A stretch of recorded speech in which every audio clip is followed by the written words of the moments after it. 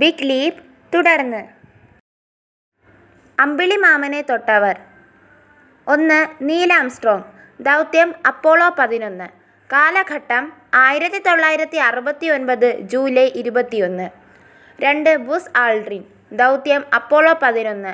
കാലഘട്ടം 1969 July 21. 3. Pete Conrad. ദൗത്യം Apollo 12. കാലഘട്ടം 1969 നവംബർ 19, 20 തീയതികളിൽ. 4. Alan Bean. ദൗത്യം അപ്പോളോ 12.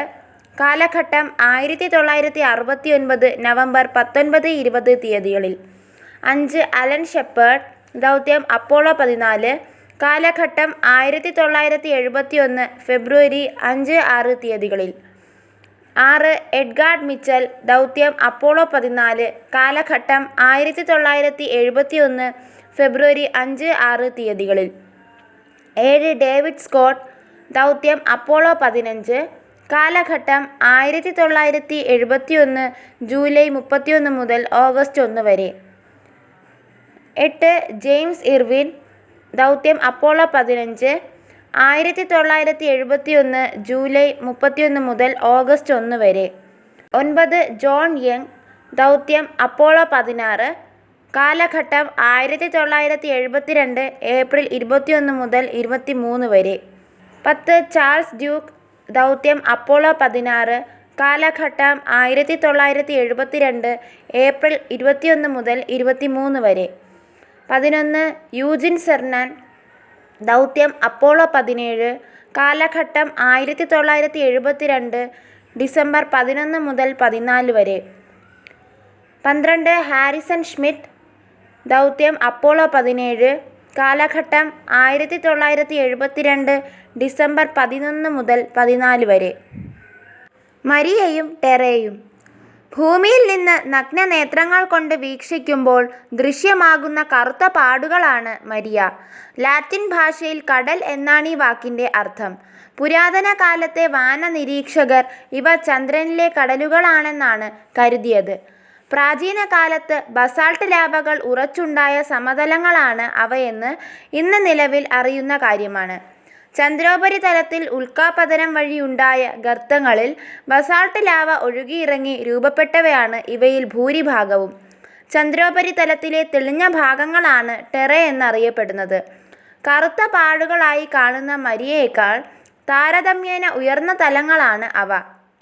ചന്ദ്രോപരിതലത്തിൽ ഭൂമിയുടെ സമീപവശത്തുള്ള പ്രധാന പർവ്വത നിരകളെല്ലാം ഉൽക്കാപതനം മൂലമുണ്ടായ ഗർത്തങ്ങളുടെ വശങ്ങളിലാണ് നിലകൊള്ളുന്നത്. ഇവ ബസാൾട്ട് ഗർത്തങ്ങളുടെ അവശേഷിക്കുന്ന അതിരുകളാണെന്നാണ് വിശ്വസിക്കുന്നത്. ഭൂമിയിലേതുപോലെയുള്ള ടെക്ടോണിക് പ്രവർത്തനങ്ങളുടെ ഫലമായല്ല ചന്ദ്രനിൽ പർവ്വതങ്ങൾ രൂപപ്പെട്ടതെന്നാണ് അനുമാനിക്കുന്നത്. ചന്ദ്രൻ്റെ പുറന്തോടിന് മുകളിലായി ഒരു പുതപ്പ് പോലെ ഉരുണ്ട ഗോലി പോലെയുള്ള പാറക്കഷണങ്ങളുടെ ഒരു ആവരണമുണ്ട്. റിഗോലിത്ത് എന്നാണിത് അറിയപ്പെടുന്നത്. ലക്ഷക്കണക്കിന് വർഷങ്ങളായി പതിച്ച ഉൽക്കാകഷണങ്ങളാണിവ. റിഗോലിത്തിനേക്കാൾ കട്ടി കൂടിയതാണ് മെഗാ റിഗോലിത്ത്. ചന്ദ്രോപരിതലത്തിലെ പൊടി തൊടുമ്പോൾ മഞ്ഞുപോലെയാണ് അനുഭവപ്പെടുന്നത് എന്നാണ് ബഹിരാകാശ സഞ്ചാരികൾ പറയുന്നത്. ഗന്ധം വെടിമരുന്നിന് സമാനവും. ഉൽക്കാപതനങ്ങളിൽ നിന്ന് പുറന്തള്ളപ്പെട്ട സിലിക്കൺ ഡയോക്സൈഡാണ് പൊടിയിലെ പ്രധാന ഘടകം. കൂടാതെ കാൽഷ്യം, മഗ്നീഷ്യം എന്നിവയും അടങ്ങിയിട്ടുണ്ട്. വളരെ കാലമായി ഒരുപാട് ഉൽക്കാശകലങ്ങളും വാൽനക്ഷത്രങ്ങളും ചന്ദ്രനിൽ പതിച്ചിട്ടുണ്ട്. ഇവയിൽ ചിലതിലെല്ലാം ജലത്തിൻ്റെ അംശവുമുണ്ടായിരുന്നു. സൂര്യപ്രകാശം അതിനെ ഘടകമൂലകങ്ങളായ ഓക്സിജനും ഹൈഡ്രജനുമായി വിഘടിപ്പിക്കുന്നു. ചന്ദ്രൻ്റെ താഴ്ന്ന ഗുരുത്വാകർഷണ ബലം കാരണം ഈ രണ്ട് മൂലകങ്ങളും ഉടൻ തന്നെ ബഹിരാകാശത്തേക്ക് പുറന്തള്ളപ്പെടും. എന്നാൽ ധ്രുവമേഖലകളിലെ ഗർത്തങ്ങളിൽ സൂര്യപ്രകാശം എത്തിപ്പെടാത്ത ഭാഗത്ത് ജലം എത്തുകയാണെങ്കിൽ അത് കൂടുതൽ കാലം അവിടെ സ്ഥിരമായി നിൽക്കാൻ സാധ്യതയുണ്ട്. ദക്ഷിണ ധ്രുവത്തിലെ ഇത്തരം ഗർത്തങ്ങളെ ക്ലെമന്റൈൻ ദൗത്യം മാപ്പ് ചെയ്തിട്ടുണ്ട്.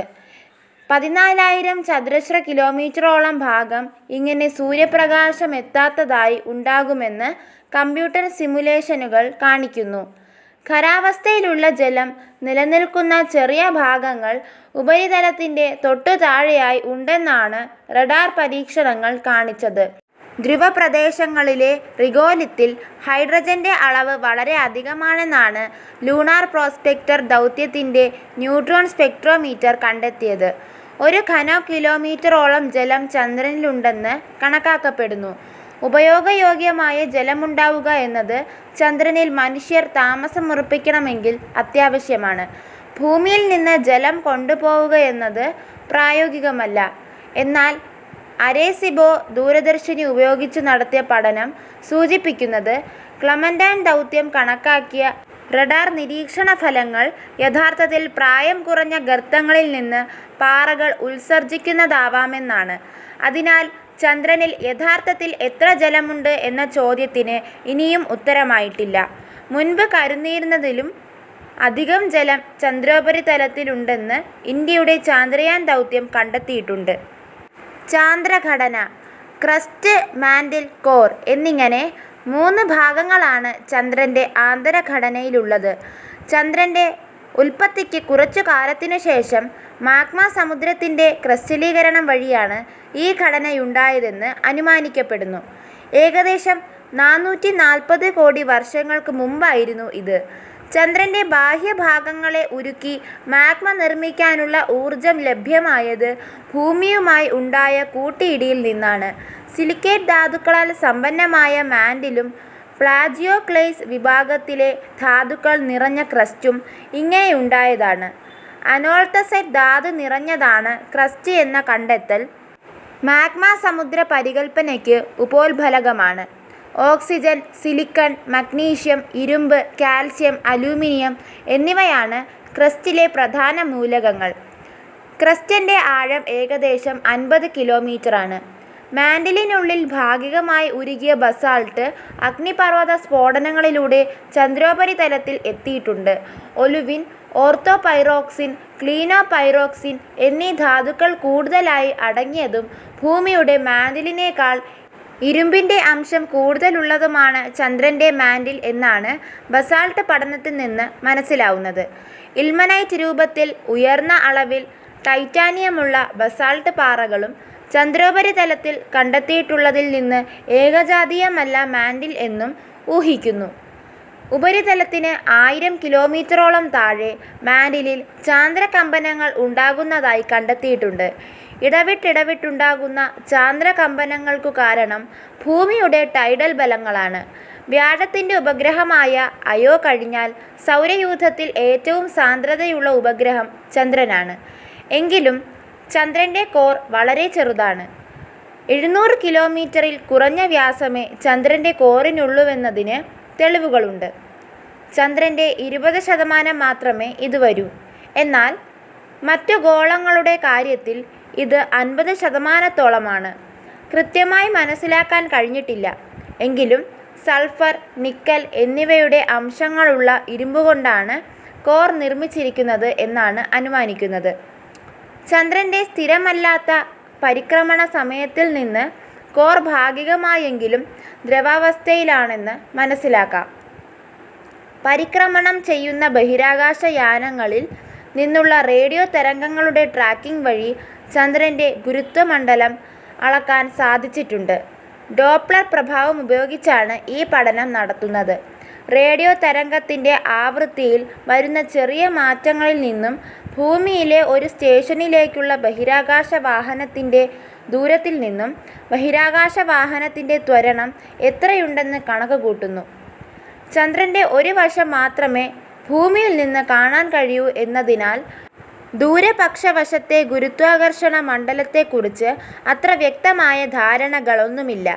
ചന്ദ്രൻ്റെ ഗുരുത്വാകർഷണ മണ്ഡലത്തിൻ്റെ പ്രധാന സവിശേഷത വലിയ ഗർത്തങ്ങളോടനുബന്ധിച്ച് ഗുരുത്വാകർഷണ മണ്ഡലത്തിലുണ്ടാകുന്ന വർധനവാണ്. ഈ വർധനകൾ മസ്കോണുകൾ എന്നാണ് അറിയപ്പെടുന്നത്.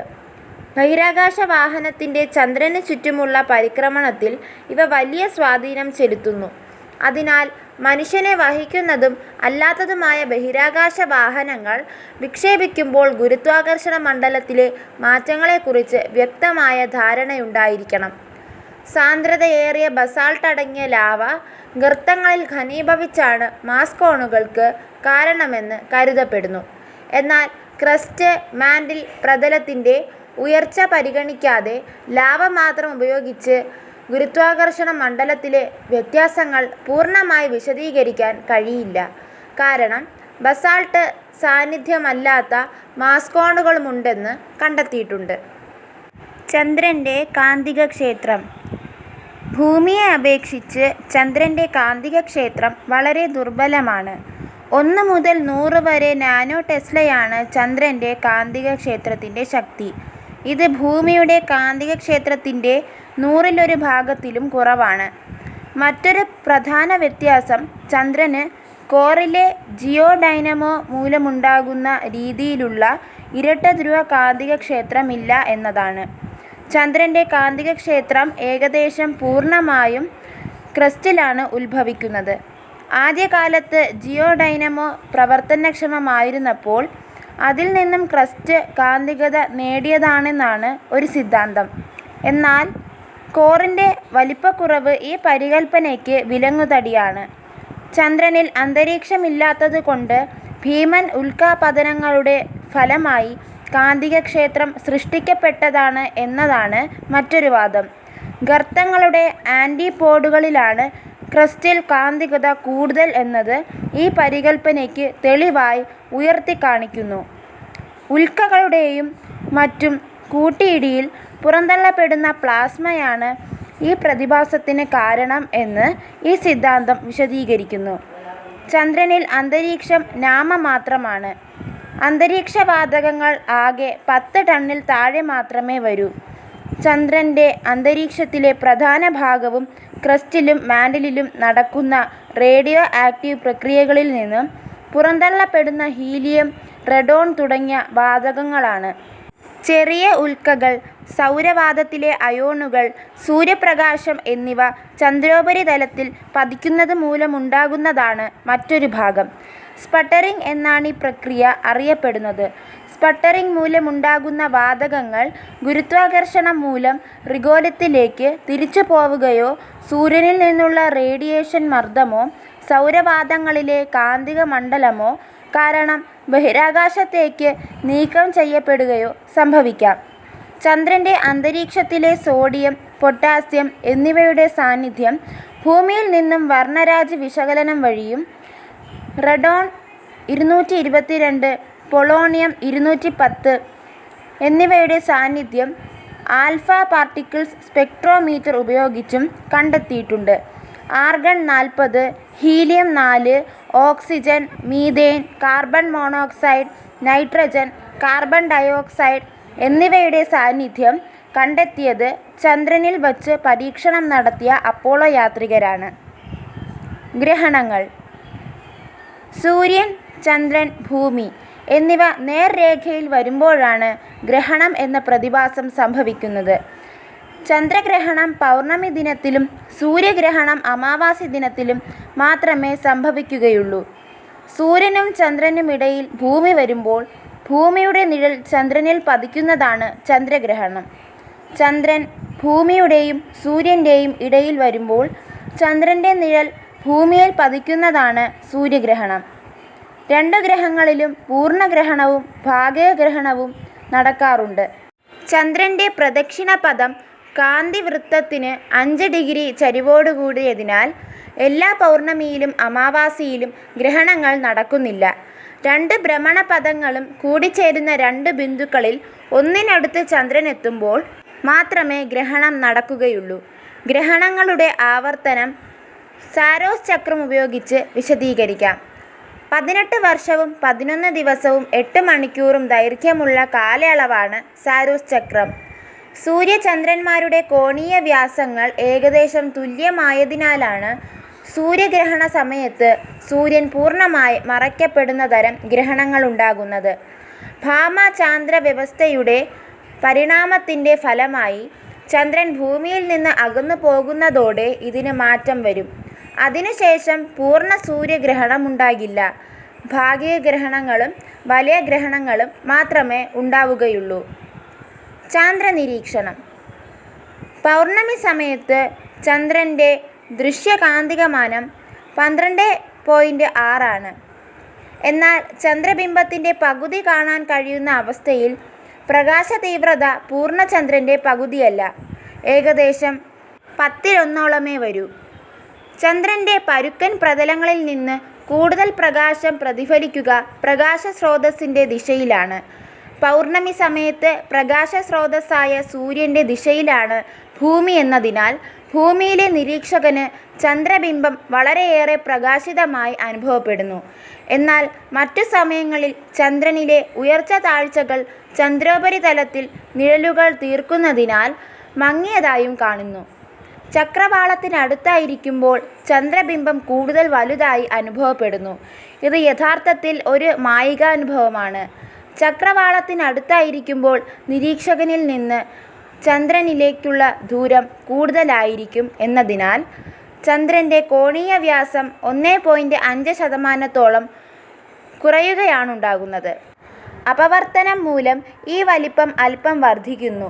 എന്നാൽ നമ്മുടെ മസ്തിഷ്കം ദൃശ്യങ്ങളെ മനസ്സിലാക്കുന്ന രീതി മൂലമാണ് ചന്ദ്രൻ വളരെ വലുതായി അനുഭവപ്പെടുന്നത്. വളരെ പ്രകാശമുള്ള വസ്തുവായി അനുഭവപ്പെടുന്നുവെങ്കിലും ചന്ദ്രൻ പ്രതിഫലിപ്പിക്കുന്ന പ്രകാശത്തിൻ്റെ ശതമാനം വളരെ കുറവാണ്. വളരെ കുറവെന്ന് പറഞ്ഞാൽ വെറും 7% മാത്രം. കൽക്കരിയുടെ പ്രതിഫലനശേഷിക്ക് തുല്യമാണിത്. എന്നാൽ ചന്ദ്രൻ ഒരു പൂർണ്ണ പ്രതിഫലകമല്ലാത്തതുകൊണ്ട് അത് സൂര്യൻ്റെ ദിശയിൽ 12% പ്രകാശം പ്രതിഫലിപ്പിക്കുന്നുണ്ട്. പൗർണമിയിൽ ചന്ദ്രൻ്റെ വശങ്ങൾ കേന്ദ്രഭാഗത്തെ പോലെ പ്രകാശിതമാകുന്നതിനും ഇത് കാരണമാകുന്നുണ്ട്. ഇതിനു പുറമെ കറുത്ത ആകാശവും ചന്ദ്രൻ വളരെയേറെ പ്രകാശമുള്ള വസ്തുവാണെന്ന പ്രതീതിയുണ്ടാക്കുന്നുണ്ട്.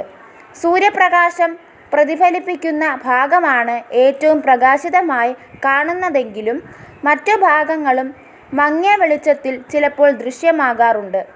ഭൂമിയിൽ നിന്ന് പ്രതിഫലിക്കുന്ന സൂര്യപ്രകാശം ചന്ദ്രനിൽ നിന്ന് വീണ്ടും പ്രതിഫലിച്ച് ഭൂമിയിലെത്തുന്നത് കൊണ്ടാണിത് സംഭവിക്കുന്നത്. പ്ലാനറ്റ് ഷൈൻ എന്നറിയപ്പെടുന്ന ഈ പ്രതിഭാസം അമാവാസ്യയോടടുത്ത ദിവസങ്ങളിലാണ് കൂടുതലായി അനുഭവപ്പെടുന്നത്. അപ്പോളോ പദ്ധതി. ചാന്ദ്ര പര്യവേഷണവും പര്യടനവും ലക്ഷ്യമാക്കി US ആസൂത്രണം ചെയ്ത ബഹിരാകാശ പദ്ധതിയാണ് അപ്പോളോ ദൗത്യങ്ങൾ. യവന പുരാണത്തിലെ സൂര്യദേവനായ അപ്പോളോയെ അവലംബിച്ചാണ് ഐതിഹാസികമായ യാത്രാ പദ്ധതിക്ക് അപ്പോളോ പദ്ധതി എന്ന് പേരിട്ടത്. അപ്പോളോ ബഹിരാകാശ പേടകവും സാറ്റേൺ റോക്കറ്റുമാണ് ഈ യാത്രകൾക്ക് ഉപയോഗിച്ചത്. ഐസക് ന്യൂട്ടൻ്റെ ഗുരുത്വാകർഷണ തത്വമനുസരിച്ച് തന്നെ ചാന്ദ്രയാത്ര സാധ്യമാണെന്ന് ശാസ്ത്രജ്ഞർ കരുതിയിരുന്നു. ചന്ദ്രൻ ഭൂമിയെ പ്രദക്ഷിണം വയ്ക്കുന്നു. ഭൂമിയും ചന്ദ്രനും പരസ്പരം ആകർഷിക്കുന്നു. ചന്ദ്രൻ്റെ ഗതിവേഗവും ഗുരുത്വാകർഷണവും തമ്മിൽ ഒരു സന്തുലനാവസ്ഥ നിലനിൽക്കുന്നു. ഈ ശക്തികളെ അതിലംഘിക്കുക എന്നതാണ് ചാന്ദ്രയാത്ര സാധിക്കാനുള്ള മാർഗം. ഭൂമിയുടെ ആകർഷണത്തെ മറികടന്ന് ചന്ദ്രൻ്റെ ആകർഷണ മേഖലയിൽ പ്രവേശിക്കുകയാണ് ആദ്യഘട്ടം. തുടർന്ന് ചന്ദ്രൻ്റെ ആകർഷണം കൊണ്ട് മാത്രം ചന്ദ്രനിൽ ഇറങ്ങാൻ കഴിയും. പക്ഷേ വേഗത നിയന്ത്രിച്ചില്ലെങ്കിൽ വാഹനം കുത്തനെ ചന്ദ്രനിൽ ചെന്നിടിക്കും. ഈ നിയന്ത്രണം സാധിക്കുന്നത് റോക്കറ്റുകളുടെ സഹായത്താലാണ്. US പ്രസിഡന്റ് ഐസനോവറിൻ്റെ കാലത്താണ് അപ്പോളോ പദ്ധതിയുടെ പ്രാഥമിക രൂപരേഖ തയ്യാറാക്കപ്പെട്ടത്. മനുഷ്യനിയന്ത്രിത ബഹിരാകാശ പദ്ധതികളായ മെർക്കുറി, ജെമിനി എന്നിവയുടെ തുടർച്ചയെന്ന നിലയ്ക്കാണ് അപ്പോളോ പദ്ധതി ആവിഷ്കരിക്കപ്പെട്ടത്. 1960കളിൽ തന്നെ മനുഷ്യനെ ചന്ദ്രനിൽ എത്തിക്കുക എന്ന ലക്ഷ്യത്തോടെ അപ്പോളോ പദ്ധതി പ്രസിഡന്റ് കെനഡി പുനഃസംവിധാനം ചെയ്തു.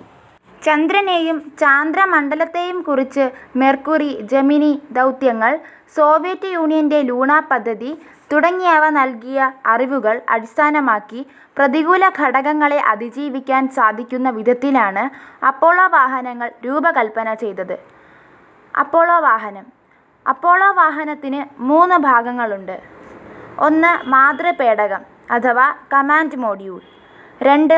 സാധന സാമഗ്രികൾ നിറച്ച പേടകം അഥവാ സർവീസ് മോഡ്യൂൾ. 3. ചാന്ദ്രപേടകം അഥവാ ലൂണാർ മോഡ്യൂൾ. യാത്രയുടെ ഭൂരിഭാഗവും 3 സഞ്ചാരികളും ഒരുമിച്ച് മാതൃപേടകത്തിൽ കഴിയുന്നു. അതിൽ ഓഫീസ് മുറിയും കിടക്കമുറിയും ഊണുമുറിയും കുളിമുറിയും മറ്റും സജ്ജീകരിച്ചിരിക്കും. മാതൃപേടകവും ഭൂമിയിലെ ഗ്രൗണ്ട് സ്റ്റേഷനും തമ്മിൽ നിരന്തരം സമ്പർക്കം പുലർത്തുന്നു. യാത്രയുടെ ആരംഭത്തിൽ സർവീസ് മോഡ്യൂൾ മാതൃപേടകത്തോട് ചേർത്ത് ഘടിപ്പിച്ചിരിക്കും. സർവീസ് മോഡ്യൂളുകളിലാണ് റോക്കറ്റ് ഇന്ധനവും സഞ്ചാരികൾക്കാവശ്യമായ ഭക്ഷണ സാധനങ്ങളും സംഭരിച്ചു വയ്ക്കുന്നത്. മൂന്നാമത്തെ ഭാഗമായ ചാന്ദ്രപേടകം സർവീസ് മോഡ്യൂളിൻ്റെ അടിയിലായിട്ടാണ് യാത്രയുടെ ആരംഭത്തിൽ ഘടിപ്പിച്ചു വയ്ക്കുന്നത്. യാത്രാമധ്യത്തിൽ ചാന്ദ്രപേടകം സർവീസ് മോഡ്യൂളിന് മുകളിലായി മാതൃപേടകത്തോട് ചേർത്ത് വയ്ക്കും. ചാന്ദ്രമണ്ഡലത്തിൽ വച്ച് ചാന്ദ്രപേടകം മാതൃപേടകത്തിൽ നിന്നും വേർപെട്ട് ചാന്ദ്രപ്രതലത്തിലേക്ക് യാത്ര ചെയ്യും. ചാന്ദ്രപേടകത്തിന് 2 ഭാഗങ്ങളുണ്ട്. ആരോഹണ ഭാഗവും അവരോഹണ ഭാഗവും. രണ്ടും ഒന്നിച്ച് ചന്ദ്രോപരിതലത്തിൽ ഇറങ്ങുന്നു. അവരോഹണ ഭാഗം പ്രവർത്തിപ്പിച്ചാണ് ചാന്ദ്രപ്രതലത്തിൽ ഇറങ്ങുന്നത്. ആരോഹണ ഭാഗത്താണ് 2 സഞ്ചാരികൾ നിൽക്കുന്നത്. ചാന്ദ്രപേടകം വേർപെട്ടതിനു ശേഷം മാതൃപേടകം ചന്ദ്രനെ പ്രദക്ഷിണം വെച്ചുകൊണ്ടിരിക്കും. ചാന്ദ്രപേടകത്തിലെ സഞ്ചാരികൾ വെളിയിലിറങ്ങി നിർദ്ദിഷ്ട പരീക്ഷണങ്ങൾ നടത്തി തിരിച്ച് പേടകത്തിൽ കയറി അവരോഹണ ഭാഗം ഒരു വിക്ഷേപണ തട്ടായി ഉപയോഗിച്ച് ആരോഹണ ഭാഗത്തിൽ മുകളിലേക്ക് പറന്ന് മാതൃപേടകവുമായി സന്ധിക്കുന്നു. അവരോഹണ ഭാഗം ചാന്ദ്രപ്രതലത്തിൽ ഉപേക്ഷിച്ചു കളയുകയാണ് പതിവ്. മാതൃപേടകവും ചാന്ദ്രപേടകവും തമ്മിൽ ചേർക്കുകയും വേർപെടുത്തുകയും ചെയ്യാനുള്ള സജ്ജീകരണങ്ങളുണ്ട്. മാതൃപേടകം മാത്രമാണ് തിരികെ വന്ന് സമുദ്രത്തിൽ ഇറങ്ങുന്നത്. വഴിയിൽ വെച്ച് സർവീസ് മോഡ്യൂൾ ഉപേക്ഷിച്ച് ഭാരക്കുറവ് വരുത്തുന്നു. നിശ്ചിത വേഗം കൈവരുത്തി ഭൂമിയുടെ സമീപം എത്തിയാൽ പിന്നെ സർവീസ് മോഡ്യൂളിൻ്റെ ആവശ്യമില്ല. അപ്പോളോ യാത്രകൾ. അപ്പോളോ 1 മുതൽ 6 വരെ. ആദ്യത്തെ അപ്പോളോ വാഹനം 1967 ജനുവരി 27 പ്രയാണസജ്ജമായി. 14 ദിവസം ബഹിരാകാശത്തിൽ ഭൂമിയെ ചുറ്റിപ്പറക്കാനാണ് അപ്പോളോ 1 തയ്യാറാക്കിയത്. Virgil Grissom, Edward White, Roger Chaffee എന്നിവർ കയറിയ അപ്പോളോ വാഹനം പരീക്ഷണത്തിനിടയിൽ തീ പിടിച്ചതുകൊണ്ട് ലക്ഷ്യം നേടാതെ 3 യാത്രികരും കൊല്ലപ്പെട്ടു. വൈദ്യുത ബന്ധങ്ങൾക്ക് നേരിട്ട തകരാറുകളാണ് ഈ ദുരന്തത്തിനു കാരണമായത്. തുടർന്ന് നടന്ന 3 അപ്പോളോ ദൗത്യങ്ങളിലും മനുഷ്യർ കയറിയിരുന്നില്ല. അപ്പോളോ 4 1967 നവംബർ 9. മാതൃപേടകം എഞ്ചിനീയറുകളും സാറ്റേൺ 5 റോക്കറ്റും പരീക്ഷിക്കുന്നതിനായി പറന്നു. അപ്പോളോ 5 1968 ജനുവരി 22. ബഹിരാകാശത്ത് ചാന്ദ്രപേടകത്തിൻ്റെ ആരോഹണ അവരോഹണങ്ങൾ പരീക്ഷണ വിധേയമാക്കി. Apollo 6 1968 April 4. അപ്പോളോ വാഹനത്തിൻ്റെ പ്രവർത്തനം പൂർണ്ണമായി നിരീക്ഷണ വിധേയമാക്കി. ഈ പരീക്ഷണ പറക്കലുകളിൽ നേരിട്ട പ്രയാസങ്ങൾ പരിഹരിച്ചുകൊണ്ട് 1968 ഒക്ടോബർ 11 അപ്പോളോ പദ്ധതിയിൽ മനുഷ്യനെയും വഹിച്ചുകൊണ്ടുള്ള ബഹിരാകാശ പേടകം യാത്ര തിരിച്ചു. അപ്പോളോ 7 1968 ഒക്ടോബർ 11 അപ്പോളോ 7 ബഹിരാകാശത്തേക്ക് യാത്ര തിരിച്ചു.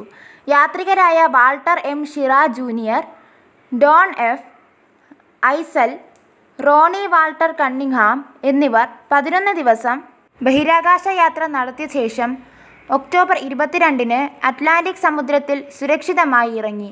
വാഹനവും അതിലെ യാത്രക്കാരും ബഹിരാകാശത്തിൽ എങ്ങനെ പ്രവർത്തിക്കുമെന്ന് മനസ്സിലാക്കുകയായിരുന്നു അപ്പോളോ 7ൻ്റെ മുഖ്യ ലക്ഷ്യം. അപ്പോളോ 8 അപ്പോളോ വാഹനം ഭൂമിയുടെ ആകർഷണത്തിൽ നിന്ന് അകന്ന് ചാന്ദ്രമണ്ഡലത്തിൽ എത്തുമ്പോൾ എങ്ങനെ പ്രവർത്തിക്കുമെന്ന് പരീക്ഷിക്കുന്നതിനായി അപ്പോളോ 8 വിക്ഷേപിക്കപ്പെട്ടു. 1968 ഡിസംബർ 21 Frank Borman, James Lovell, William Anders എന്നിവർ ഇതിൽ ചന്ദ്രനിലേക്ക് യാത്ര തിരിച്ചു. അപ്പോളോ 8 ചന്ദ്രനിൽ നിന്ന് 112 കിലോമീറ്റർ ദൂരത്തിൽ പറന്ന് വിവിധ ചാന്ദ്രമേഖലകളുടെ ചിത്രങ്ങളെടുത്ത് ഭൂമിയിലേക്ക് അയച്ചു. ചന്ദ്രനെ 10 തവണ പ്രദക്ഷിണം വച്ച ശേഷം ഡിസംബർ 27 ചാന്ദ്രയാത്രികർ ഭൂമിയിൽ തിരിച്ചെത്തി. അപ്പോളോ 9 ചന്ദ്രനിൽ ഇറങ്ങാനുള്ള വാഹനം ഭൂമിയുടെ ആകർഷണ മണ്ഡലത്തിൽ വെച്ചും ചന്ദ്രൻ്റെ ആകർഷണ മണ്ഡലത്തിൽ വെച്ചും പരീക്ഷിച്ചു നോക്കുന്നതിനുള്ള ദൗത്യമായ അപ്പോളോ 9 1969 മാർച്ച് 3 പുറപ്പെട്ടു. James A. McDivitt, David Scott, Russell Schweickart എന്നിവരാണ് ഇതിൽ യാത്ര ചെയ്തത്. ഭൂമിയുടെ ആകർഷണ പരിധിയിൽ വെച്ച് ചാന്ദ്രപേടകം മാതൃപേടകത്തിൽ നിന്ന് വേർപെടുത്തി. പിന്നീട് ഇവ പുനഃസന്തതിച്ച ശേഷം മാർച്ച് 13 അറ്റ്ലാന്റിക് സമുദ്രത്തിൽ ഇറങ്ങി. അപ്പോളോ 10 സന്ധിക്കലും വേർപെടലും ചന്ദ്രൻ്റെ ആകർഷണ വലയത്തിൽ വെച്ച് പരീക്ഷിച്ചു നോക്കാനായി 1969 മെയ് 18 അപ്പോളോ 10 ചാന്ദ്രമണ്ഡലത്തിലേക്ക് യാത്ര തിരിച്ചു. Thomas P. സ്റ്റഫോർഡ്, യൂജിൻ സെർനാൻ, ജോൺ യങ് എന്നിവരായിരുന്നു യാത്രികർ. ചന്ദ്രോപരിതലത്തിൽ നിന്നും 15 കിലോമീറ്റർ ഉയരത്തിൽ പറന്ന പേടകം അപ്പോളോ 11 ഇറങ്ങേണ്ട പ്രദേശത്തിൻ്റെ ചിത്രങ്ങളെടുത്തു. മെയ് 26 പേടകം ഭൂമിയിൽ തിരിച്ചെത്തി. അപ്പോളോ 11 മനുഷ്യനെ ആദ്യമായി ചന്ദ്രനിൽ ഇറക്കിയ ബഹിരാകാശ ദൗത്യമായിരുന്നു അപ്പോളോ 11. ശീതയുദ്ധകാലത്തെ ബഹിരാകാശ മത്സരങ്ങളിൽ അമേരിക്ക നേടിയ വിജയമായി ഈ ദൗത്യം വിലയിരുത്തപ്പെട്ടു. 1969 ജൂലൈ 16 ഫ്ലോറിഡയിൽ നിന്നും വിക്ഷേപിക്കപ്പെട്ട ദൗത്യത്തിൽ Neil Armstrong, Edwin Aldrin, Michael Collins എന്നിവരായിരുന്നു യാത്രികർ. ഈഗിൾ എന്ന ചാന്ദ്രപേടകത്തിൽ ജൂലൈ 20 ആംസ്ട്രോങ്, ആൾഡ്രിൻ എന്നിവർ ചന്ദ്രനിൽ കാലുകുത്തി. പ്രശാന്തിയുടെ സമുദ്രം എന്ന സ്ഥലത്താണ് ഇവർ ഇറങ്ങിയത്. 21 മണിക്കൂറും 31 മിനിറ്റും അവർ ചന്ദ്രോപരിതലത്തിൽ ചിലവഴിച്ചു. ഈ സമയമത്രയും കൊളംബിയ എന്ന നിയന്ത്രണ പേടകത്തിൽ കോളിൻസ് ചന്ദ്രനെ പ്രദക്ഷിണം വച്ചുകൊണ്ടിരുന്നു. ജൂലൈ 24 മൂവരും ഭൂമിയിൽ തിരിച്ചെത്തി. അപ്പോളോ 12 1969 നവംബർ 14 യാത്ര തിരിച്ചു. Richard Gordon, Alan M. Bean, Charles Conrad junior എന്നിവരായിരുന്നു യാത്രികർ. ചന്ദ്രനിലെ കൊടുങ്കാറ്റുകളുടെ കടൽ എന്നു പേരിട്ട സ്ഥലത്താണ് ചാന്ദ്രപേടകം ഇറക്കിയത്. 1967 ഏപ്രിൽ മാസത്തിൽ ചന്ദ്രനിലിറങ്ങിയ സർവേയർ 3 എന്ന പേടകത്തിലെ ക്യാമറയും മറ്റു ചില ഭാഗങ്ങളും അഴിച്ചെടുത്ത് കൊണ്ടുവന്നു. ചന്ദ്രനിലെ പരിസ്ഥിതി അവയെ എങ്ങനെ ബാധിക്കുന്നു എന്ന് പരിശോധിക്കുകയായിരുന്നു ഉദ്ദേശ്യം. അപ്പോളോ 12 നവംബർ 24 ഭൂമിയിൽ തിരിച്ചെത്തി. അപ്പോളോ 13 1970 ഏപ്രിൽ 11 James A. Lovell, Fred Haise, John L. Swigert എന്നീ യാത്രികർ അപ്പോളോ 13 യാത്ര തിരിച്ചു. ചന്ദ്രനിലേക്കുള്ള യാത്രാമധ്യേ ഏപ്രിൽ 14 ഓക്സിജൻ ടാങ്കിൽ ഉണ്ടായ സ്ഫോടനം നിമിത്തം അപ്പോളോ 13 അപകടത്തിലായി. അപ്പോളോ 13 ദൗത്യം പരാജയപ്പെട്ടുവെങ്കിലും സഞ്ചാരികളെ ജീവനോടെ തിരിച്ചെത്തിക്കുവാൻ കഴിഞ്ഞു. ചന്ദ്രനെ ഭ്രമണം ചെയ്തു തിരികെ വന്ന പേടകം ഏപ്രിൽ 17 ശാന്തസമുദ്രത്തിലിറങ്ങി. അപ്പോളോ 14 1971 ജനുവരി 31 യാത്ര തിരിച്ച Apollo 14 Alan Shepard, Stuart Roosa, Edgar Mitchell എന്നിവരായിരുന്നു യാത്രികർ. ഫെബ്രുവരി 5 പേടകം ചന്ദ്രനിലെ ഒരു കുന്നിൻ പുറത്തിറങ്ങി. ചന്ദ്രൻ്റെ ഉത്ഭവ ചരിത്രത്തിലേക്ക് വെളിച്ചം വീശുന്ന പല വസ്തുക്കളും അപ്പോളോ 14 കണ്ടെത്താൻ കഴിഞ്ഞു. ചന്ദ്രനിൽ നിന്ന് 46 കോടി വർഷം പ്രായമുള്ള പാറകൾ ഭൂമിയിലേക്ക് കൊണ്ടുവന്നു. ഫെബ്രുവരി 9 അപ്പോളോ 14 ശാന്തസമുദ്രത്തിൽ സുരക്ഷിതമായി ഇറങ്ങി. അപ്പോളോ 15 1971 ജൂലൈ 26 അപ്പോളോ 15 യാത്ര തിരിച്ചു. David Scott, James Irwin, Alfred Worden എന്നിവരായിരുന്നു യാത്രികർ. ആദ്യമായി ചന്ദ്രോപരിതലത്തിൽ മൂൺ റോവർ എന്നൊരു വാഹനം ഓടിക്കാൻ കഴിഞ്ഞതാണ് ഈ യാത്രയിലെ പ്രധാന നേട്ടം. ഓഗസ്റ്റ് 7 അപ്പോളോ 15 സുരക്ഷിതമായി ശാന്തസമുദ്രത്തിൽ ഇറങ്ങി. അപ്പോളോ 16 1971 ഏപ്രിൽ 16 John Young, Thomas Mattingly, Charles M. Duke എന്നീ യാത്രികരുമായി അപ്പോളോ 16 പുറപ്പെട്ടു. ഏപ്രിൽ 21 ചാന്ദ്രപർവ്വതനിരകളിൽ ഒന്നായ ദെക്കാർത്തേയിൽ ചാന്ദ്രപേടകം ഇറങ്ങി. ചന്ദ്രഗോളം ഉത്ഭവിച്ച കാലം മുതൽ സൂര്യരശ്മി പതിച്ചിട്ടില്ലാത്ത ഭാഗത്തെ ചാന്ദ്രധൂളി അവർ ശേഖരിച്ചു. ചാന്ദ്രജീപ്പ് മണിക്കൂറിൽ 17 കിലോമീറ്റർ വേഗതയിൽ ഓടിച്ചു. ഏപ്രിൽ 27 അപ്പോളോ 16 ശാന്തസമുദ്രത്തിൽ സുരക്ഷിതമായി വന്നിറങ്ങി. അപ്പോളോ 17 1972 ഡിസംബർ 7-ന് Eugene Cernan, Harrison Schmitt, Ronald Evans എന്നീ യാത്രികരുമായി അപ്പോളോ 17 യാത്ര തിരിച്ചു. അവരോടൊപ്പം 5 എലികളും യാത്രികരായുണ്ടായിരുന്നു. എലികൾ മാതൃപേടകത്തിൽ റൊണാൾഡ് ഇവാൻസിനൊപ്പം 90 കിലോമീറ്റർ ഉയരത്തിൽ ചന്ദ്രനെ വലയം വച്ചു. അഗ്നിപർവ്വതങ്ങളെക്കുറിച്ചുള്ള പഠനവും ചന്ദ്രൻ്റെയും സൗരയൂഥത്തിൻ്റെയും ഉൽപ്പത്തിയെക്കുറിച്ചുള്ള പഠനമായിരുന്നു യാത്രയുടെ മുഖ്യ ലക്ഷ്യം. ഇതോടെ 6 തവണയായി 12 പേർ ചന്ദ്രനിൽ കാലുകുത്തി. ആദ്യമായി ഒരു ശാസ്ത്രജ്ഞർ ചന്ദ്രനിൽ പോയത് അപ്പോളോ 17 ദൗത്യത്തിലായിരുന്നു. ഈ ദൗത്യത്തോടെ അപ്പോളോ പദ്ധതിക്ക് വിരാമമായി. 1966 മുതൽ 3,50,000 ആളുകൾ അപ്പോളോ വാഹനങ്ങളും സാറ്റേൺ റോക്കറ്റും മറ്റും സാമഗ്രികളും നിർമ്മിക്കുന്ന ജോലിയിൽ ഏർപ്പെട്ടിരുന്നു. അപ്പോളോയുടെ മാതൃപേടകത്തിൽ തന്നെ ഏതാണ്ട് 20 ലക്ഷം സൂക്ഷ്മഭാഗങ്ങളുണ്ട്. അപ്പോളോ യാത്രയ്ക്കു വേണ്ടിവന്ന ഇന്ധനം ഉപയോഗിച്ച് ഒരു കാർ ഭൂമിക്ക് ചുറ്റും 400 പ്രാവശ്യം ഓടിക്കാം എന്ന് കണക്കാക്കപ്പെടുന്നു. കോടിക്കണക്കിന് ഡോളർ ഓരോ അപ്പോളോ പ്രയാണത്തിനും ചിലവായിട്ടുണ്ട്. അപ്പോളോ പദ്ധതിയുടെ പ്രയോജനങ്ങൾ. അപ്പോളോ പദ്ധതി അനവധി സാങ്കേതിക പഠനങ്ങൾക്ക് വഴിതെളിച്ചു. അപ്പോളോയുടെ ചാന്ദ്ര മാതൃപേടകങ്ങൾ പറക്കലിനായി ഉപയോഗിച്ച കമ്പ്യൂട്ടർ മാതൃകകളാണ് സഞ്ചിത പരിപഥങ്ങളെക്കുറിച്ചുള്ള ഗവേഷണങ്ങളുടെ പ്രേരകശക്തി. അപ്പോളോയിൽ ഉപയോഗപ്പെടുത്തിയ ഇന്ധന സെല്ലാണ് ആദ്യത്തെ പ്രായോഗിക ഇന്ധന സെൽ. കമ്പ്യൂട്ടർ നിയന്ത്രിത യന്ത്രവൽക്കരണവും ആദ്യമായി ഉപയോഗപ്പെടുത്തിയത് അപ്പോളോയുടെ ഘടകഭാഗങ്ങളുടെ നിർമ്മാണത്തിനാണ്. ഭൂമിയുടെ ഉത്ഭവത്തെയും പ്രപഞ്ച രഹസ്യങ്ങളെയും പറ്റി അമൂല്യമായ അറിവ് സമ്പാദിക്കാൻ ചാന്ദ്രപേടകം ഉപയോഗിച്ചു. ഭൂമിയിൽ ലഭ്യമായ മൂലകങ്ങളുടെ സ്രോതസ്സ് ക്ഷയിച്ചു വരുന്നതോടെ ചാന്ദ്രഗർഭത്തിൽ നിന്ന് അമൂല്യ ലോഹങ്ങൾ കുഴിച്ചെടുത്ത് കൊണ്ടുവരാൻ കഴിഞ്ഞേക്കാം. ചന്ദ്രനിൽ കൃത്രിമ അന്തരീക്ഷം സൃഷ്ടിച്ച് മനുഷ്യാധിവാസത്തിന് സൗകര്യം ഉണ്ടാക്കാമെന്ന് ചില ശാസ്ത്രജ്ഞർ കരുതുന്നു. ചന്ദ്രനെ ഒരു ബഹിരാകാശ ഇടത്താവളമായി ഉപയോഗിച്ച് മനുഷ്യന് ഒരു കാലത്ത് വിദൂര നക്ഷത്ര ലോകങ്ങളിലേക്ക് യാത്ര ചെയ്യാനും പ്രപഞ്ചത്തിൽ വേറെ എവിടെയെങ്കിലും ജീവനുണ്ടോ എന്ന് കണ്ടുപിടിക്കാനും കഴിഞ്ഞേക്കാം. വിവിധ ബഹിരാകാശ ഏജൻസികളും ഏതാനും സ്വകാര്യ സംരംഭകരും ചാന്ദ്രദൗത്യങ്ങളുമായി മുന്നോട്ട് വന്നിട്ടുണ്ട്. 2024-ൽ റഷ്യ വിക്ഷേപിക്കുന്ന ലൂണ 25 ചന്ദ്രനിൽ ഒരു സ്ഥിരം ബേസ് നിർമ്മിക്കാനുദ്ദേശിച്ചിട്ടുള്ളതാണ്. 2020-ൽ ചൈനയുടെ ചാങ് 4 വിക്ഷേപിക്കപ്പെടും. ഇതൊരു റോവർ ദൗത്യമാണ്. ഇന്ത്യയുടെ രണ്ടാമത്തെ ചാന്ദ്രദൗത്യവും ഒരു റോവർ ദൗത്യമായിരിക്കും. 2021-ൽ റഷ്യ വിക്ഷേപിക്കുന്ന ലൂണ ഗ്ലോബ്, 2020-ൽ ജപ്പാൻ വിക്ഷേപിക്കുന്ന ചാന്ദ്രപേടകം, 2020-ൽ ദക്ഷിണ കൊറിയ വിക്ഷേപിക്കുന്ന മൂൺ ഓർബിറ്റർ, 2020-ൽ തന്നെ വിക്ഷേപിക്കപ്പെടുന്ന ഓപ്പൺ ലൂണ എന്ന സ്വകാര്യ പേടകം, 2020-ൽ ബ്രിട്ടൻ വിക്ഷേപിക്കുന്ന ലൂണാർ മിഷൻ 1, 2023-ൽ നാസയുടെ EM-2, 2024-ൽ യൂറോപ്യൻ യൂണിയൻ്റെ അറോറ, 2025-ന് ശേഷം ചൈന വിക്ഷേപിക്കുന്ന കെപ്ലർ, 2030-ൽ ജപ്പാൻ്റെ ദൗത്യം, 2028-ലും 2030-ലും റഷ്യ വിക്ഷേപിക്കുന്ന ലൂണ ഗ്ലോബ് എന്നിവയും ഭാവി ദൗത്യങ്ങളിൽ പെടും.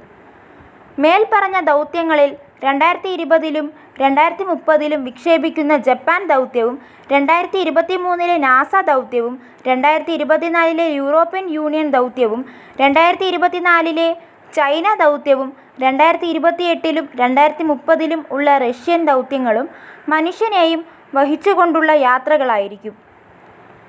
ചാന്ദ്രയാത്രകൾ ശരിയാണോ? പല ആഫ്രിക്കൻ രാജ്യങ്ങളിലെയും ഏഷ്യൻ, ലാറ്റിൻ അമേരിക്കൻ രാജ്യങ്ങളിലെയും ജനങ്ങൾക്ക് ചാന്ദ്രയാത്രയെക്കുറിച്ച് കേട്ടുകേൾവി പോലുമില്ല. അവിടെ തന്നെയുള്ള ചില ബുദ്ധിജീവികൾ കരുതുന്നത് ഇതൊരു സയൻസ് ഫിക്ഷനാണെന്നാണ്. അവിടെയും തീരുന്നില്ല. ചിലർ പറയുന്നത് ചാന്ദ്രയാത്രകൾ നടത്തിയ ബഹിരാകാശ സഞ്ചാരികളെല്ലാം റഷ്യക്കാരാണെന്നാണ്. അമേരിക്കയിലെ സയൻസ് എഴുത്തുകാരിൽ ഒരാളായ ബെൽ കൈസിംഗ് 1974-ൽ എഴുതിയ 1976-ൽ സ്വയം പ്രസിദ്ധീകരിച്ച we never went to the moon, America's $30 billion swindle എന്ന പുസ്തകത്തിലാണ് നാസയുടെ ചാന്ദ്രയാത്രയെക്കുറിച്ച് ആദ്യമായി സംശയം പ്രകടിപ്പിച്ചത്. മനുഷ്യനെയും വഹിച്ചുകൊണ്ടുള്ള ചാന്ദ്രദൗത്യത്തിൻ്റെ വിജയത്തിന് 0.0017% സാധ്യത മാത്രമാണ് ഈ പുസ്തകം നൽകുന്നത്. മനുഷ്യരുടെ ചാന്ദ്രയാത്രകൾ ഇതുവരെ നടന്നിട്ടില്ലെങ്കിൽ 1969 മുതൽ 1972 വരെയുള്ള കാലത്ത് ഇത്തരമൊരു വാർത്ത സൃഷ്ടിക്കുന്നതിന് അമേരിക്ക എന്തിനിത്ര വ്യഗ്രത കാണിച്ചു എന്ന ചോദ്യത്തിന് വിമർശകർക്ക് കൃത്യമായ മറുപടിയുണ്ട്. സോവിയറ്റ് യൂണിയന്റെ ബഹിരാകാശ പദ്ധതികൾ മറ്റു ലോകരാഷ്ട്രങ്ങളെ അപേക്ഷിച്ച് ബഹുദൂരം മുന്നിലായിരുന്നപ്പോൾ അതിനെ മറികടക്കാൻ അമേരിക്ക കണ്ടെത്തിയ സൂത്രവിദ്യയായിരുന്നു മനുഷ്യരുടെ ചാന്ദ്രയാത്രകൾ എന്നാണ് വിമർശകർ പറയുന്നത്. ഈ യാത്രകൾ ശരിയാണോ എന്ന് പിന്തുടർന്ന് അന്വേഷിക്കുന്നതിനുള്ള സാങ്കേതികവിദ്യ സോവിയറ്റ് യൂണിയൻ വികസിപ്പിച്ചത് 1972-ലാണ്. 1972 ശേഷം നാസ മനുഷ്യനെയും വഹിച്ചുകൊണ്ടുള്ള ചാന്ദ്രയാത്രകൾ നടത്തിയിട്ടില്ലെന്നതും വിമർശകരുടെ വാദങ്ങൾക്ക് ബലം നൽകുന്നു. യഥാർത്ഥത്തിൽ 1959 തന്നെ Soviet Union Luna spacecraft ചന്ദ്രനിലേക്ക് അയച്ചിരുന്നു. 1972 ശേഷമല്ല അവർ ഈ സാങ്കേതിക വിദ്യ കരസ്ഥമാക്കിയത്. നാസയുടെ മുഴുവൻ അപ്പോളോ ദൗത്യത്തെയും സോവിയറ്റ് യൂണിയൻ ട്രാക്ക് ചെയ്തിരുന്നു. 1972 ശേഷം അമേരിക്കൻ കോൺഗ്രസ് നാസയുടെ ഫണ്ടിംഗ് ഗണ്യമായി വെട്ടിക്കുറച്ചതും നാസ അന്താരാഷ്ട്ര ബഹിരാകാശ നിലയം എന്ന പദ്ധതിയുമായി മുന്നോട്ടു പോയതും ചൊവ്വ ദൗത്യത്തിന് പ്രാധാന്യം നൽകിയതുമാണ് ചാന്ദ്ര പര്യവേഷണങ്ങൾക്ക് ഇടവേളയുണ്ടാകാൻ കാരണം. അമേരിക്കയുടെ ബഹിരാകാശ പദ്ധതികൾ സോവിയറ്റ് യൂണിയന് പിന്നിലായിരുന്നുവെന്ന് പറയാൻ കഴിയില്ല.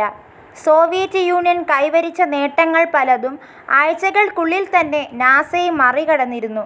സോവിയറ്റ് കോസ്മോനോട്ടുകൾ ബഹിരാകാശത്ത് 534 മണിക്കൂറുകൾ ചെലവഴിച്ചപ്പോൾ അമേരിക്കൻ ആസ്ട്രോനോട്ടുകൾ ബഹിരാകാശത്ത് കഴിഞ്ഞത് 1992 മണിക്കൂറാണ്.